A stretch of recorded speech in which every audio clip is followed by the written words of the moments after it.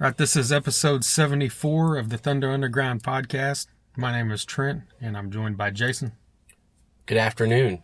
Good afternoon. Or morning or evening, whenever you're listening to this. Right. Hope everybody had a great 4th of July yesterday and a great weekend this past weekend. Speaking of 74, 7-4, July 4th. Is that a coincidence? Whoa. Did that just happen? Yeah. Did your mind just get blown? It did. It did. Big time. 74 is also the number of games Golden State will win next year, right? Or the number of times that Steph Curry will cry if they don't. There you go. Anyway, now that we got that out of the way. Yeah, all the Thunder fans are up in arms. Episode 74 here features Mike Araiza and Jeff Sandoval. We've had Mike on before, so if you have not heard that, do yourself a favor after you listen to this and go back and check out episode 12. It's been quite a while. It was I think it was July last year. So yeah, it was summer last year, and it was a good one. Year.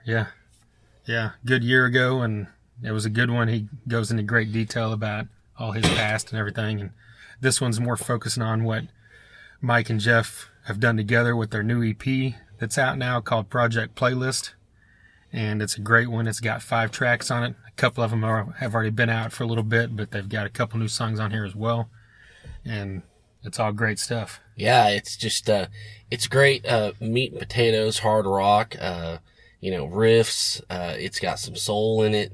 It's just good stuff. I mean, and, it's only $8. They'll sign it for you. You gotta get one. Yeah, that's $8, includes shipping and autographs. That's so right. That's like as good a deal as you're gonna find on something like this anywhere. You got one. Yes. I ordered one, so no excuse. Right. And speaking of, that website that you can order that at is www.squareup.com/store/Jeff and Mike. There you go. Get on there and order it. Yeah. And you're probably thinking, why should I order it? Well, we're going to let you know right now because we're going to play So Long.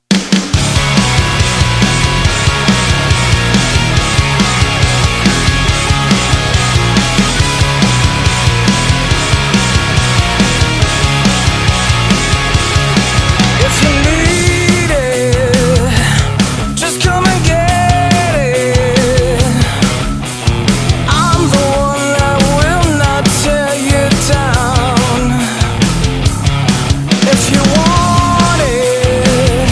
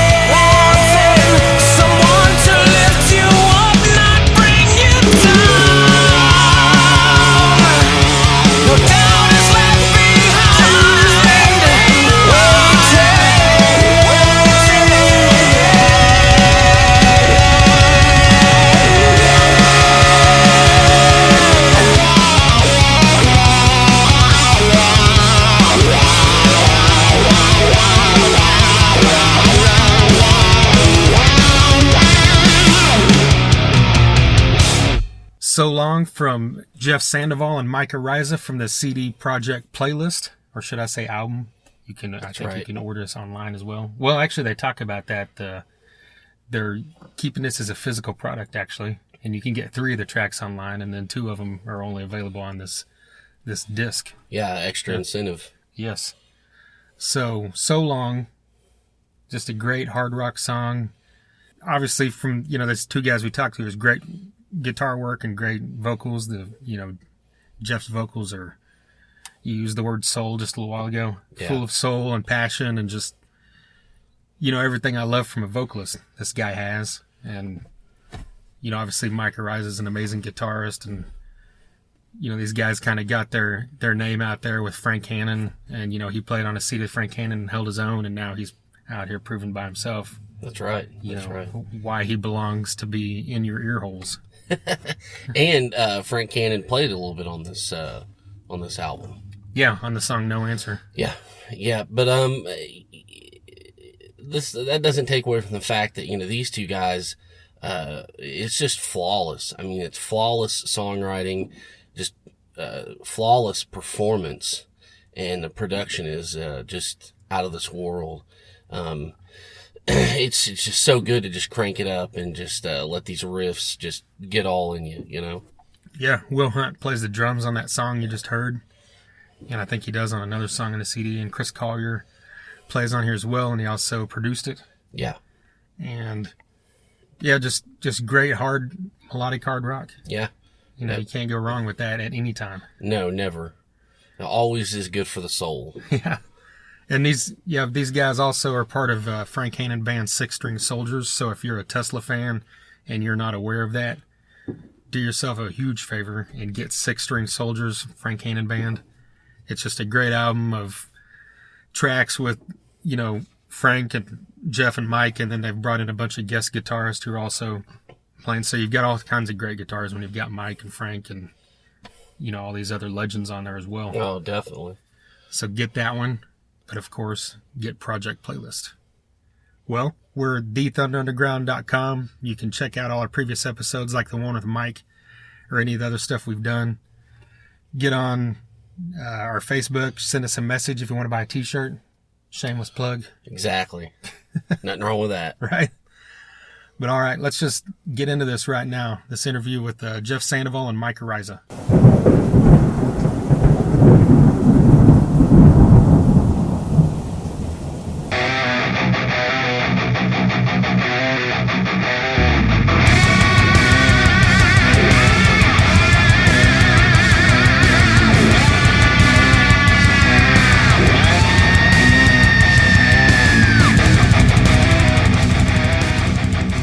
What's up, fellas? How's it going? Pretty good. Yeah, I just looked and it was episode 12 that we had you on, and we're now at episode 74. So glad to have you back. Yeah. Thanks for having us, man. Yeah. Cool. So we got a Projekt Playlist coming out now. We got the advanced copy. We've listened to it and love what we've heard so far. So what's your guys' thought on how it's turned out and everything? Man, the love and the appreciation that we've been receiving from our fan base has been overwhelming. We didn't think that we were going to get this type of response, but it's been mind-blowing. We're very, very thankful and very grateful. In the true artist fashion, you have, when you're doing something, you have all this anxiety. And I think anytime you do something artistically, you have a really large amount of self-doubt. I think that's natural. And I actually think that's why we become, creative junkies, if you would, is because you have all this anxiety and self-doubt, and it builds up. And, we were even joking, we're going to sell some, but I don't know if parents and family members count. Grandma's check. And, I just want to say thank you to everybody that's purchased it. We're really amazed, and we're doing this all ourselves, and it's been really fun. Jeff and I fulfill the orders ourselves. We hand pack the envelopes, and we print the invoices, and we respond directly to everybody, and that makes this really, really fun. So thank everybody. It's been exciting. Yeah. So, like you say, if you're hand packing them, everything, or where are they going? Are they going all over the place, or just? Man, yeah. Yeah, it's crazy, man. Just it's kind of touching the entire country. I mean, there's still pinning up on what states we haven't hit yet. So we've been really fortunate. Pretty much are covering the U.S. right now, and even Hawaii. Hawaii, yeah, we actually put some guy did a video of him on the Hawaiian Islands with dancing with our music on the beach. It was cool with him and his kids. It was awesome. Yeah, it was completely awesome. There, you know, some of the markets that were strong were markets where we had played before, right? With the Six String Soldiers project, and that was really cool as people that we've met out there. You know, and so it's just the momentum, and we took a pretty big break from that time until now. Not necessarily a break, but the opportunity to actually publish has been a long time if you were to look at those. But we've kept in touch with those people, and it resonates deeply with us that, you know, they've kept track of us for this long, and we're anxious to hear what we would do next, and we're greatly appreciative that they wanted to invest their hard-earned money into this new album. Yeah. Yeah, I've seen all the pictures you guys have been posting to everybody, showing the album they got and everything. I thought that was pretty cool. Yeah, our Derek Leyva. Yeah, our buddy Derek Leyva here. He's a guitar player here for a local band. He was the guy that started it. He started it. He got the very first, you know, copy that was shipped out, and he did it. And I was just like, well, that's cool. And then, you know, the orders kept coming out, and people are getting a lot more creative. We had this guy in Oregon, Brent Angelo, took it and put it in front of this gorgeous waterfall. Yeah, road trip, man. Road trip. And stuff like that just means so much to us, because that's what music means to us. Right. You know, music means, you know, right before we came on here, man, we were listening to the Black Crowes on vinyl. Oh, wow. Yeah. You know, and it's what we all grew up with. That's what music is to us. And so to see our friends out there enjoying music the way we do, and it's our music, that can't put a price on that. Nice. Well, we're going to a buddy's house later, and we will take a picture of it, all three of us, and send it. Creative. Let's see what you guys can do, huh? Okay. Right.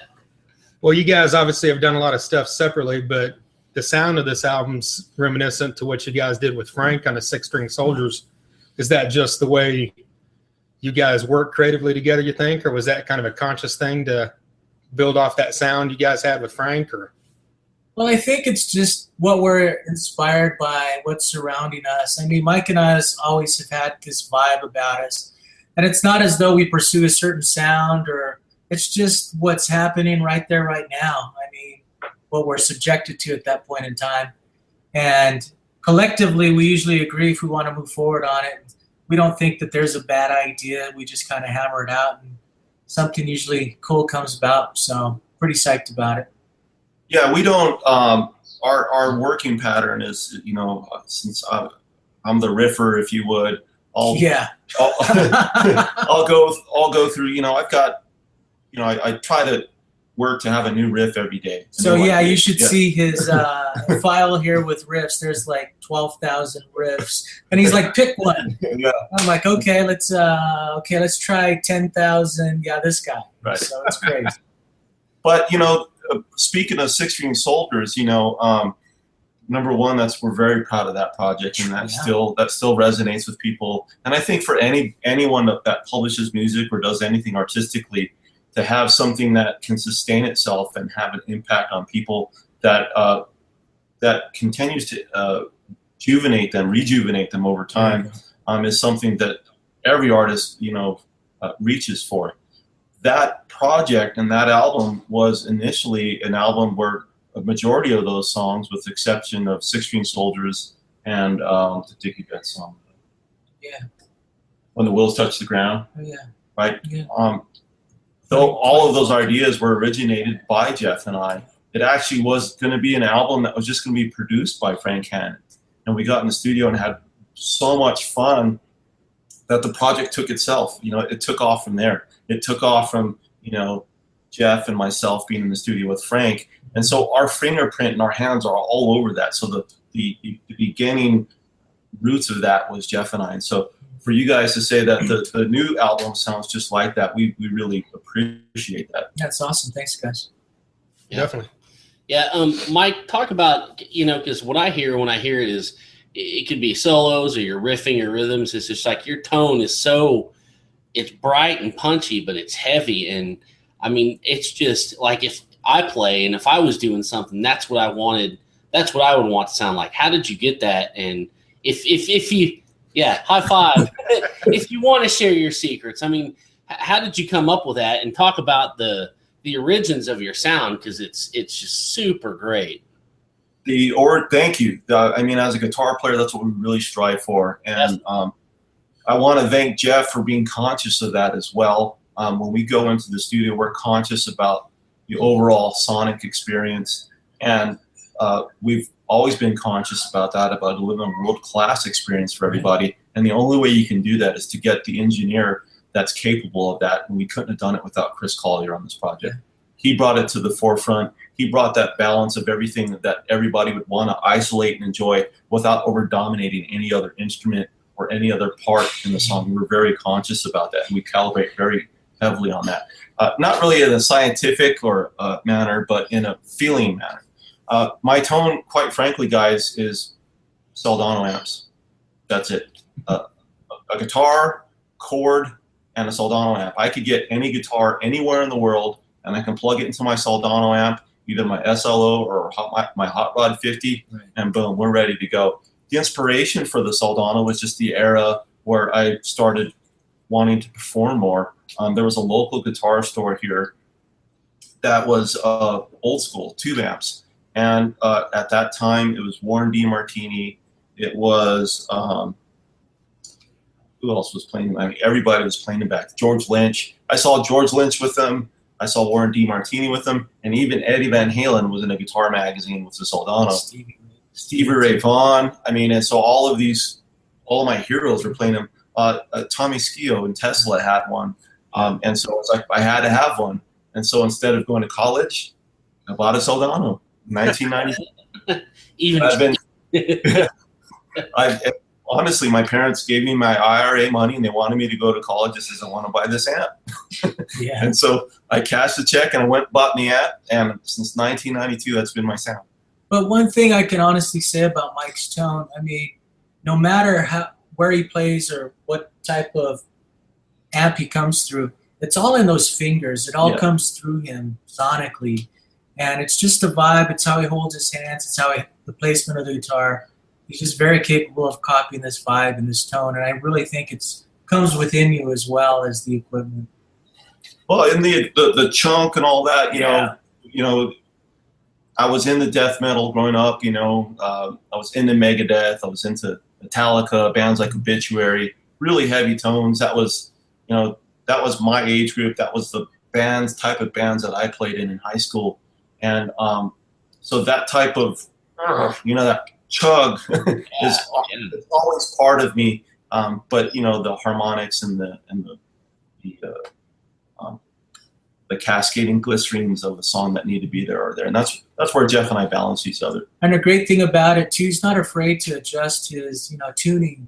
I mean, he'll just kind of mess with different tuning on his guitars and capable of coming up with that sound for that particular song that we're working on. So it's pretty cool.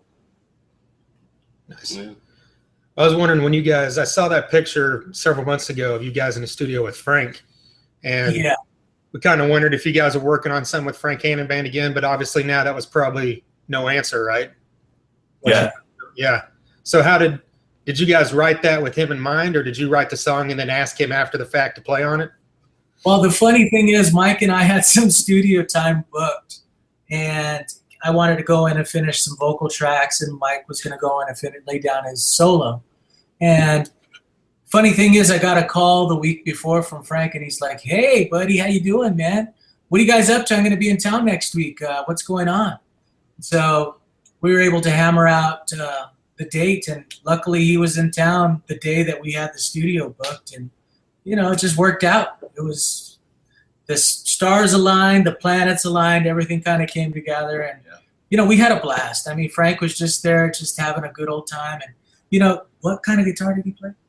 He played like a $350 student guitar. Yeah, He just grabbed it off the wall, tuned it, plugged it in, and goes, cool. With strings that were probably about 2 years old. Yeah. And he made it sound like Cannon can only make it sound. And it comes down back to like, the gear is cool, but it's not the gun, it's the gunner. But it is the gunner. Yeah. It wasn't premeditated at all. We literally had that time booked because our schedules were busy. Everyone was busy. And it just so happened that Frank Cannon was in town. And it was actually his idea. He's like, you guys got anything going on? You guys some songs? He's like, let's take a picture and let's post it. Let everybody know that we're still, family. We're still bros. We're still going to work together. And when we were in the studio, it wasn't like, it was like a brotherhood hangout. It wasn't like this transaction. It was far from transactional. It was just, picked up right where we left off with Six String Soldiers. Six String Soldiers, quite frankly, was just a fun thing of three guys that love music just as much as anything else. Obviously, our families and our loved ones come first, but Six String Soldiers was a physical product of three guys, three songwriters that love to make music. And so this was just, we picked right up where we left off. And anytime you have someone in your life that's important, or no matter how long it's been, if it's been 1 day, 1 month, 1 year, or 5 years, you're going to pick up right where you left off. Yeah, and the beauty about us three working together, we all put the song first above anything else. The song comes first before your vocal tone, guitar, whatever it might be. Right. Does it fit the song? Does it make the song better? I mean, that's what it's about. Right. It's always been about that. Is this going to touch people? Is this going to touch people the way my favorite songs touch me? And that's the most important thing is, I hope, every artist wants to have that type of participation in the world. There's a lot of turbulence going on in the world and stuff like that. And we've made the decision that we're going to, be that 20-minute escape because that's what I need. Oh, yeah. I need that escape. That's why I buy records. I need that escape from everything else because regardless of what happens in the world outside of us, when that band hits a stage or when we put that album on or when we put that digital iTunes record on or whatever it is we do, at that point in time, we are all one part of one family and we all have the same purpose. And I hope that continues on. Man, the reverend's coming back. Preach it. Yeah. The cool thing about it, too, we always have that moment. And this is when the crowd goes, okay.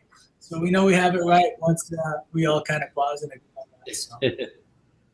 Well, speaking of touching people musically, I know a lot of people besides me have mentioned how much they love Life and Beauty. And we talked to Mike about this last time we had him on. But I wanted to get your perspective, Jeff, because I think I read a long time ago where you said something like you woke up in the middle of the night and wrote those lyrics, if I remember right. And the cool thing is, I don't know, Mike called me one night after I had a little too much wine, I think, and he's like, I've been listening to James Taylor and I got this vibe, man, but I don't think you'd like it. I'm like, you know what, bro? Just send it, man. I love you, man. Just send it, man. You know how you are. You know how you get. So I listened to it that night and I was like, wow, man, this is haunting. And I just could not get it out of my head. So the following day, I was kind of lingering around and I was like, man, I can't put my head around this song. And so that night, I was kind of going to bed and my wife was like, good night, honey. And I said, good night, my love, life, and beauty. And I was like, that's it. So I wrote that down. And the thing is, throughout the night, things just kept on coming to me. So I always kept a notepad right next to me on my bedside table. And so that night I started writing, love, life, and beauty is lying next to me, and then the next line. And then the next morning I woke up and I'm like, I have this song written, and I looked and, everything was written all over everything else. And I was like, curses, right? So I had to decipher it, and it took a while. But once I did, I went to the store. Check this out. And I got me one of these things that I could put in my head. And I carry this thing. I've had it ever since. And this is a lifesaver. So if you're a writer, songwriter, you never know when it's going to come to you or hit you. but if you have words, inspiration, and melody, I mean, it's right in here. So the funny thing, the next song I think was Lipstick, Smoke, and Gasoline that we put together off that. And I was like, she's a bit of nasty with the slice of mean. And that came to me in the middle of the night, and I don't remember even saying it in this thing, but it was in this thing, and that's what At least you had it in there. Yeah, man. So the cool thing, we're just so in touch with, we're so in love with our wives, man, and really seeing the relationship Mike has with Marta and who I have with my wife Sharon, and just the love and the support that they give us. I mean, this project is us four. I mean, without them, we couldn't do this. Right. It's pretty obvious. Same thing with 16 Soldiers. I mean, Yeah. they booked all the flights, they booked all the rental cars when we go out on the road with Frank. I mean, They're like, just get out of here. Let's Right. go. So Yeah. it was great. we would be on the road and like Jeff would be like, "How long do you think?" And I'd check Facebook, and there's my wife with all of her sisters and everybody with margaritas. Margaritas. With Love, Life, and Beauty, Jeff came over, and we actually had this on video. He came over. He's like, "I've got it." I'm like, "Got what?" He says, "I got the song." Yeah. Well, That's which right. one, dude? He says that one that one you thought That was James too, Taylor, the James man. Taylor one. I was like, really? It's like, yeah. I was like, well, let me hear it. He says, just play it. And then, if I remember correctly, my wife and my sister-in-law there, because she was living with us at that point in time, and he's like, Marta, Megan, you're gonna want to come see this. Okay. And so we're sitting at my old house. We're sitting in the living room, and we do it. And basically, what you hear is what it was. Mm-hmm. All we did was make it longer with Frank. That's it. Right. I mean, the verse and the chorus was there, and we knew we had something special because when we were done, we went to the verse, the pre-chorus, and the chorus. When we were done, my wife and my sister-in-law were full of tears. They were crying. And then Jeff and I got our turn up. We says, we got something special. Not in an egotistical way at all. Yeah. Not at all. But just like, the luck of the universe and all the blessings of everything that's encompassed in it all just kind of piled up into this part. And so we had a huge celebration of being able to discover that, if you would. We don't want to make it come across like we have these eagles, like we created it. We were lucky enough to discover these elements, if you would. Right. And the cool thing was when we were at Red Hawk up at Frank's studio, he was like, well, guys, this is a great song. What do you want to do with it? And I was like, well, can we get a Zeppelin thank you vibe with Love Song Tesla and put it into this song? And Frank paused for about 20 seconds, with his hand on his chin going. And I thought I pissed him off. I was like, oh, shit, I pissed off Frank Cannon. And then he's like, yeah, we can do that. Cool, yeah. And then he went to the computer. Right. And We were up all night with that song. Yeah. So luckily, we were very lucky because we missed the plane, right? Right. We had missed a flight the night before to come home. Yeah, we missed the flight, and we were going to work on Love, Life, and Beauty the next time around, and we missed our flight because working with Frank, we're always running on Frank time and our time, and they were going to wait for us. Right, Southwest was going to wait for us. So we get to the airport, the plane is backing up, and we're beep, and we're like, shit, right? Last flight of the night. Yeah, so we call Frank, and we're like, we missed our flight, bro. And he's like, cool. Well, come on over. Let's write some more. And we were already exhausted. We were ready to sleep on the plane. Yeah. Went back to the studio, and we hammered it out, man. well, they were working on some other parts. I slept on the floor. The funny thing is, when Mike was playing his part, he was literally like this, nodding off. Yeah, there's video of me in the studio. Like, I was just saving my energy to perform. I'm just like so like monotone. I'm just like, okay. And Frank's like, Mike. Yeah. And another cool thing I want to share with everybody about Love, Life, and Beauty is the acoustic parts. I'm in the studio and it's freezing in there. Yeah, he did that for a reason. Freezing because he wanted to keep me up. I mean, it was like winter, dude. Like I had a leather coat on, and I'm trying not to go plunk. Practically playing it in gloves. Yeah, I'm just like, and it's like freezing in there, and so it's like you think it sounds like this warm and beautiful, like bling, bling. Oh, it's freezing my ass off in there. And, Frank was being Frank Hannon, and Frank Hannon being probably one of the greatest obviously he's one of the greatest guitar players in the world, right, but one of the greatest acoustic guitar players in the world. Yeah, he really molded me within that 2-3 hours that we were cutting those acoustic parts.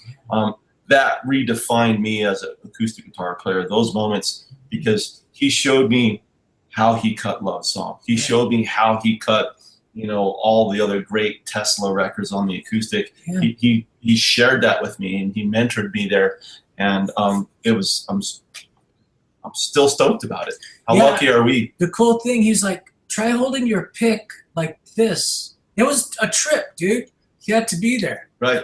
And, when you go to work with someone, you have to relinquish all that you are to allow yourself to be coached to the benefit of the song.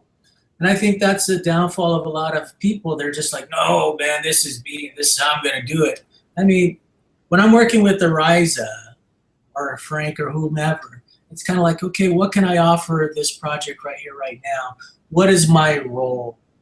And just by having that respect Their with time, those people, yeah. their time and their talent, you got to do that because Right. It's not about you, it's about the song. So those nuances, I mean, the core, the seed of the songs are starting to sprout. It wouldn't have grown into what it is now if it had not been, for Frank Hannon, the three of us honestly being together at that moment. And those nuances that you hear when that song starts, and you hear the acoustics throughout the song. I'll tell you what, there's no copy and paste in songs that we do. Right. You're going to do it right. Yeah. The performance is going to be there. And we've been really fortunate. That song has been played at weddings, and we never thought, Right. Funerals, wakes, unfortunately, but Right. that's the song that had touched those people, and it's been played everywhere. I mean, we got responses from Australia, India, Israel, all over the place, man. The only place we can't seem to tap into is Japan for some reason, and I don't know why. Come on, Japan, wake up! Hello. Maybe you guys can help knock on their door, say, okay, check this out. But Well, Well, just some melodic rock, so you think they would catch on, yeah, you would think, right? But, Yeah, there were some friends from. I was looking for it. I was organizing my drawer earlier, but there was some friends from Northern California that got married, Yeah, and they had they sent out the invitations were like these VIP rock passes, and they invited Jeff and us. Unfortunately, we couldn't make the wedding, but they had guitar picks, and on the guitar pick was "Grave, Love, Life, and Beauty." yeah, it's really And cool. so that is such an honor. Yeah. We love that song. We accomplished what we set out to do with that song, so we touched a lot, and hopefully we can continue to write. Yeah, I'll say I've listened to it, I don't know, hundreds of times, and every time I hear it, your vocals just give me chills. It's like one of the best ballads I've heard in years. I just, not to fanboy out on you, but that's just No, it's cool. I appreciate that, man. Yeah. I mean, there is definitely a lot of emotion put into that song. When I was in the booth, Mike was like, man, you were moshing in there. It's because I was grabbing the walls and, doing all kinds of stuff, just trying to get it out. Capture that performance. Yeah. And we try to bring that same type of emotion and, originality and, genuine heart and soul into this new project. And we're, there wasn't really a ballad on this song, but we had the acoustic song, which was "It's All I Need." Tone, the entire production of All I Need is, hats off to Chris Collier, because, man, the production on the song is brilliant. Yeah. Every time I hear it or we turn it on, we're like, oh, God, It's acoustic. You really, at least for us, you forget you're listening to an acoustic song. Right. Because the bass tone that Chris Collier was able to dial in, the drums that he dialed in, the way he just kind of layered everything, it's just very, very edgy, but still, our spin of acoustic rock, if you would. Right. Yeah, it's probably my favorite song on the album. Cool. I kind of got a Lynch Mob vibe when I was listening to it. That might be from your vocals, but it's just got that real kind of eerie kind of feeling to it, but it's still not dark at the same time. You know, I was listening to Dark New Day acoustic sessions a lot around that time, and that had a heavy influence. And then Will Hunt, who played on Beggars and Thieves and played on So Long, was already kind of in the mix at that point in time. Right. And so I was researching, Will Hunt and his library. He's got an amazing played with Black Label Society, played with Evanescence and stuff like that. And he's out there blowing it up in Europe and Italy killing it, with a very popular band out there. So I was just kind of doing research on who he was as a musician. And then I've always been a huge Seven Dust fan. Clint Lowry was part of Dark New Day. His brother, who's in Saint Asonia, was part of that. And then, I was just always on. And so that's what inspired me with that song. Yeah, the cool thing about that song, Mike showed up at my house and I was doing deck repairs. And Mike has his guitar while I have my hammer in my hand. I didn't help. And he's like, dude, check this out. Isn't this cool? And I'm like, oh yeah, that's kick ass, bro. And I'm like, because the wind was blowing, and I was like, I should record this shit. Where's my recorder? Little recorder. And of course, I had my recorder on the deck. And luckily, I captured that melody on the deck while he was playing the guitar, and I just started belting that out. I wouldn't have remembered that damn thing an hour later. Old man brain, it tends to fade after a while, but that song is really cool. He has such a cool vibe, and his tuning on the guitar is brilliant. Again, hats off to Mikey. But yeah, man, I was kind of really listening to Badlands and all that stuff, and I just had this smoky type of, cool rock and roll vibe. Gillen was just badass, and Jake. And for the record, Badlands is our the thing that's up there for us. That's where we connected the most. Was I had this old cassette, right? And we were playing it, and I was like, "You're a Badlands fan?" I'm like, "Yeah."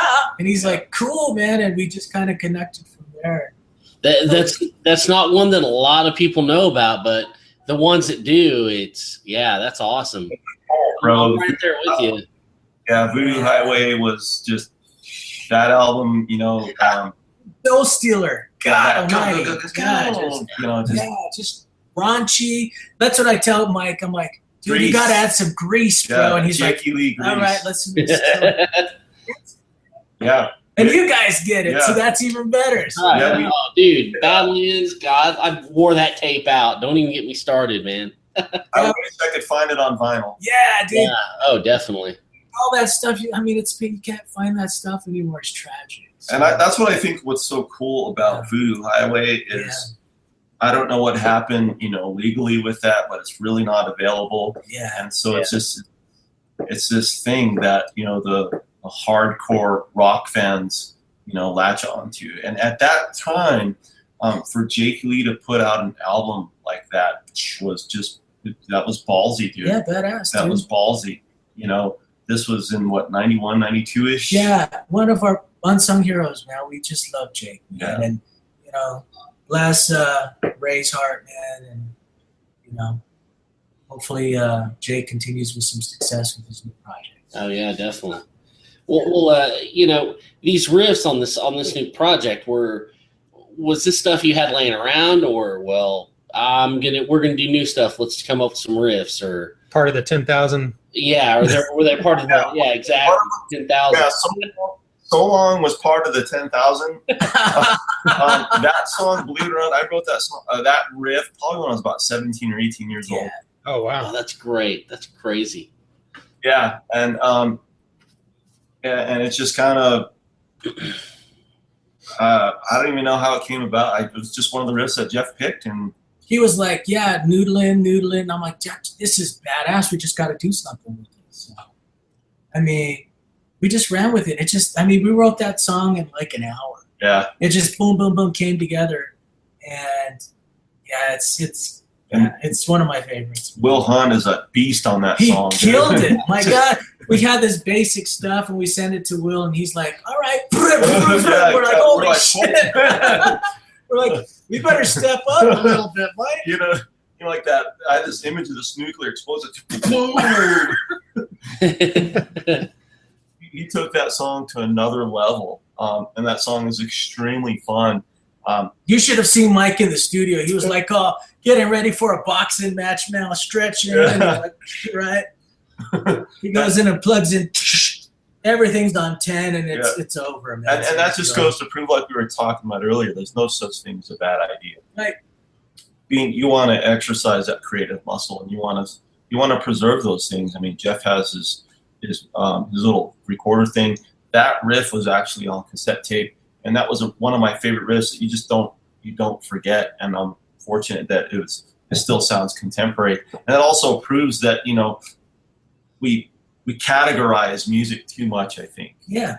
Definitely.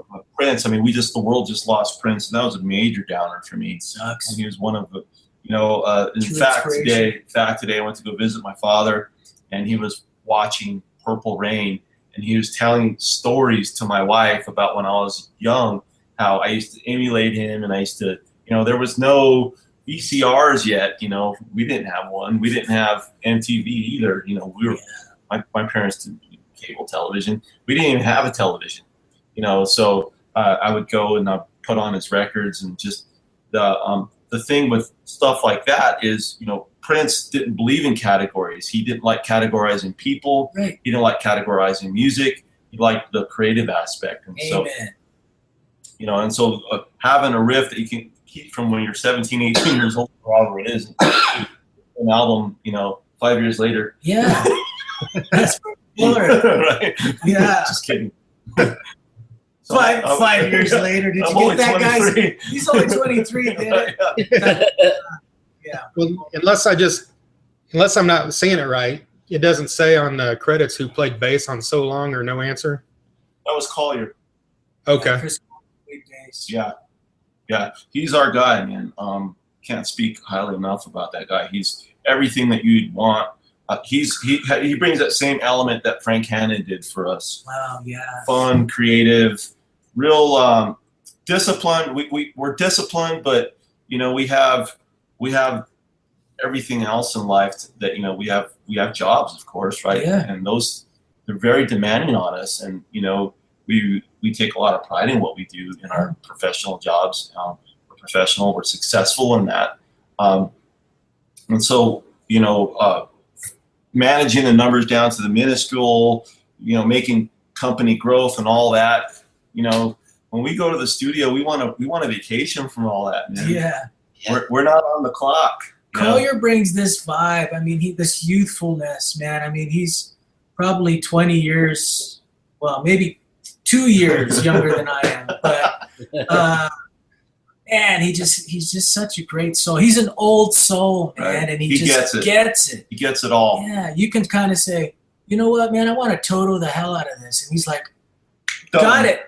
So, a lot of people are like, Toto, who's Toto? I mean, some of the greatest musicians ever, right? And Lukather and all those. I mean, think about it, man. Just what those guys can do, and he just gets it, man. So we really appreciate what he's brought to the table for us. And man, he's just. And when we go there, we just kind of go, all right, Chris, here's our idea, and he's like, cool. And then he's in there banging out the drums and getting this greasy tone on bass, and it's awesome. He is a huge asset to the music community. I mean, Big time. I met him at a Lynch Mob show. Yeah. And was it the Lynch Mob? Right? It was Lynch Mob, and actually Oni Logan took off with my phone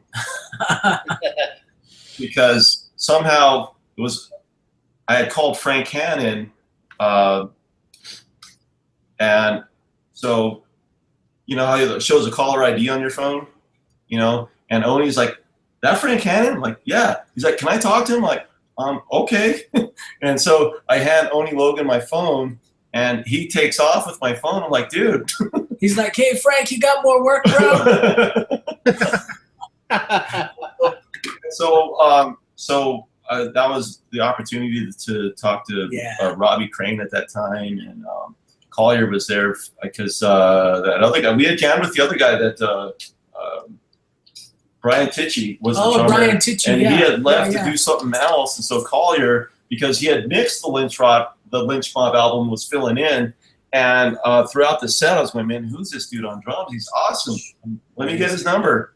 And so we kind of briefly connected. I followed up with him because I loved what he had done on the Lynch Mob record. And he's done Lynch Mob. He's done stuff with Michael Sweet. He's done stuff with a lot of, big time artists. Yeah. And it's a Chris Collier production because it's in your face, but it's not overly compressed. And we admired that. And so we had been working up to this point because he's really in demand. And that's what we do like about him, because when you're listening to music, we want each piece of instrument to have its own space in the song. So, like for instance, what song haven't we talked about yet? Beggars and Thieves. Okay, Beggars and Thieves. You can really focus on, okay, the drums is here, the bass is up here. He just has it balanced so perfectly. And, sonically, when you listen to it, it's cool, man. So he gets it. Right. Yeah, the dude he's originally a drummer. Yeah. And obviously, if you're filling in for George Lynch, you can play the drums. Yeah. Right? if you're mixing an album for George Lynch, you can mix. Yeah. Right? So in addition to that, he can play guitar very well. Sings his ass off. He can sing, and he can produce, and so he's this one-stop shop for us. And so the success of the sound and the production and of this project, he was the third band for us. And the cool thing about our mindset is trying to keep our circle really small. Right. And just know who you know and trust who you trust. And that's the beauty of it, because we know we could hand something off. I know I could hand something off to Mike and he's going to get it done. And same vice versa. And just having that element with Chris is puts the icing on the cake. Yeah, and to follow up with that, I mean, when we decide it's time to do a project, the last thing we want is to tell our friends we're working on something and have someone else drop the ball. Yeah, that's just we just can't have that. That happen? Does that happen? No. Doesn't no. Has that happened to you guys? Never, right? Mostly this guy. That dude, I knew it, man. Well, do you guys have any? Do you have live gigs set up to play these songs, or? I've been invited. We've been invited to play a couple festivals, but man, it's just for us to kind of travel across the way. It's difficult. Right now, what we really want to do is focus on the writing. Want to continue to do that and build off of that. So. Yeah, those will come, but the one thing we don't want to do is we don't want to put something together just for the shits and giggles. Yeah, just for the sake of putting something together. We would, as far as like a location, California's been a great second home to us. Right. So we would focus on like Northern California. Yeah. And that just honestly, we've played there several times before with Frank, and that because of the 16 Soldiers, we've been able to make a lot of friends there. Yeah. That would be logistically, that would be the place where we would go. And we would want it to, we would want to make sure that we had the musicians backing us that were of the mindset that we were looking for. Yeah. And the mindset would obviously second to talent. We've been discussing that, but it's not in the immediate future. Yeah. Okay. Do you have? We'll play a live show at your house, bro. Right. We'll go, Jeff. Yeah. I got a deck out here. There's enough room. Nice. Good work. Good work out. Yeah. We might. We would be obviously down to doing something acoustic with Jeff and myself somewhere. We could do acoustic versions of all the songs that we've written, no problem. Yeah. But once again, it'd have to be the right environment. It'd have to be something that would be conducive to helping us grow. Yeah, absolutely. Well, do you have plans to do more EPs down the line, or you think you guys would ever do a full album, or just kind of do it as it comes? We're writing right now. I mean, Yeah. we never stop writing. I have a complete song here for him. He sent me some music this past weekend, and I just completed my part, so I'm going to run it by him later and see what he thinks. That's cool, right, man. Yeah, we would like to. The EP thing. This was if you look at the cost, it's $8, and that includes shipping. You get 5 songs, and quite frankly, the business aspect of it is we had put out some stuff digitally, and it's cool, but it really didn't leave Jeff and I fulfilled. And what we mean by that is, people had a physical product with 6 String Soldiers. We wanted to give our friends something physical, and we wanted to. So if you were to go to iTunes right now, most songs are $1.29. Okay, so you're getting 5 songs with this, and the shipping for $8. And you're signing it too, so that makes it even more. Yeah, that's a great deal. People. Yeah, our fan base, they like that tangible, something tangible that they can hold, open, check out. I mean, Mike's album collection over here, I'm like this, whoa, dude, check this out. We're checking out the inside and holding the record all, you guys get it, right? Oh, yeah. And it's something about that. And we really believe that aspect needs to come back somehow. And, we're proof in the pudding right now that our fan base is really digging what we're doing with that tangible product, that physical form. And another commitment we gave to everybody that was going to, spend their hard-earned money on this project is that the new songs, So Long, It's All I Need, and Beggars and Thieves on iTunes. Yeah. These 2 new songs, we gave them the commitment they're going to stay on the CD. Yeah. Because, I've bought CDs before, and then I'll see them on iTunes, be like, well, at least for me as a customer or as a fan of music, I think it's cool to have some exclusiveness. Like, you know what? This is the only way you're going to hear these two new songs from Mike and Jeff, or Jeff and Mike from the project playlist is on this CD. And we think that's pretty cool. Yeah. What do you guys think? I love it. Yeah, well, go ahead. Oh, no, I was going to say, it's a smart idea because this day and age, it's so much about how quick it can get something. But if you're a fan of music, you want this in your hand, Check it out. Yeah, there it is. I'm really on this vinyl kick. Actually, I bought this record player about 8 months ago for a house that my wife and I were buying, and we decided, you know what, we don't need a $500,000 house right now. We're gonna live simple, and so we went from living in this large living space and to 580 square feet, and we're having a blast. And so I finally got the opportunity to break out the record player and break out my records, and I'm having so much fun on it. I've been looking up, cost analysis for us to do vinyl. That's something that I would love for us to do down the road. It's something we actually can do. Yeah. But it won't happen this year. But it's in the plans. It's planned. Yeah. Yeah, I remember you showing us the Big Animals as Leaders vinyl. And dude, I broke it. Everything. Yeah, I broke it out last night and played it. It sounds amazing. Yes. Yeah. What's cool about that is it's autographed by the original 3 members of that. That's Those great. guys are from another planet. They're not from this. No, I can't figure it out. I get my calculator out and everything, and I still can't do it. Yeah, the world needs artists like that. And I'm glad that those guys are there, and I'm glad that Tosin is out there. I mean, he was just out with Yngwie Malmsteen and Steve Vai and stuff like that. Yeah, that guy's nuts. It's great. That's totally cool. That's something I just can't do, and so I'm glad that that there's someone out there like that doing it. Yeah. Oh yeah. Cool, man. Well, thanks for doing this, guys. We appreciate your time for sure.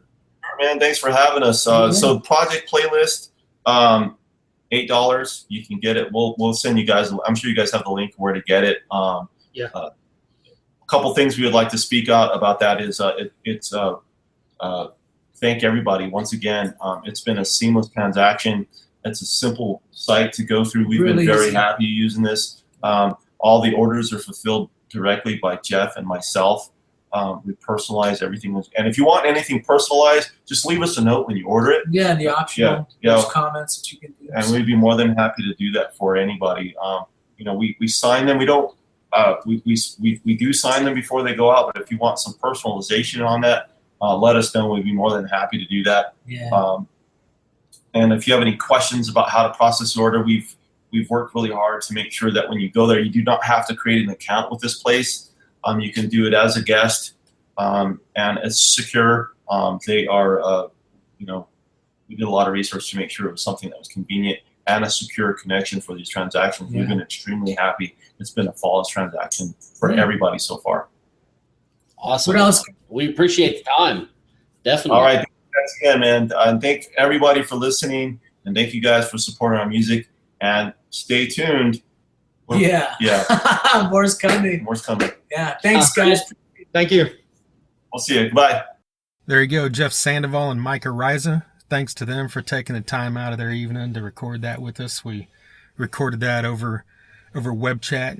Went pretty well. Yeah, it was pretty seamless, and we appreciate them taking some time out of their Saturday evening to hang out with us there. Yeah, and I might take Jeff up on that offer to play in my backyard. That's right. Yeah, we should do that. Yeah, why not? We'll start a GoFundMe, raise funds to fly him out here. We'll throw a party in my backyard for maybe we'll shoot for next July 4th or something. Yeah. That is not beyond the realm of possibility. No, we can pull it off. Oh, yeah. Especially if they're just playing acoustic, like you said. We don't have to pay for, big sound system, nothing crazy. That's right. Just have a good time. I think we might be on to something here. Yeah. So, yeah. Well, let's work on that. Yeah, mark it down. You heard it here first. Yeah, we'll chew on it. We'll let y'all know. But like I mentioned earlier, get onto their Facebook. It's just type in Jeff Sandoval and Mike Araiza. Pull it up, like them, follow them. Get on squareup.com and buy this album. Like we said, it's autographed, and it's only $8, and that includes shipping.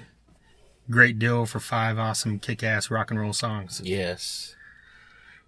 Well, get on Facebook as well and like us. We're also on Twitter, Instagram, YouTube. What am I forgetting? Periscope. And then, of course, soundcloud.com/Thunder-Underground. We've had 73 other episodes that you can go check out. We've had stuff with guys from Warrant, Europe, Sons of Texas. We've got a lot of heavier stuff with, guys from Crowbar and Corrosion and Conformity and Soil, Insight, Battlecross, Overkill, Chris Broderick that used to be in Megadeth. Drowning Pool. Yes, CJ Pierce from Drowning Pool is a great one as well. The list goes on and on. We've got tons of great stuff and tons of episodes where we're just talking about music. So get back in there and check them out and follow us and like us. We'd appreciate it. Hell yes. TheThunderUnderground@gmail.com. Send us your music or your desire to buy a t-shirt or whatever. That's right. Your love mail, your hate mail. And speaking of the website, there's a new review up on TheThunderUnderground.com at independent reviews for Crane Technique. It's a band out of Joplin, Missouri that we're hoping to have on the podcast here coming up in the next few weeks, so be on the lookout for that as well. That's right. And I just want to note that this is probably the first episode that we went all the way through, and I didn't say fuck. So now... But I just said it, so that's really not that special of a deal. So, so maybe episode 75 you'll make it through. I wouldn't count on it. It wouldn't be a Thunder Underground episode without you saying fuck. That's right. I wouldn't count on it. All right. Well, we got anything else we need to talk about? I think we're good. All right. Well, until next time. See ya. Thunder Underground, y'all.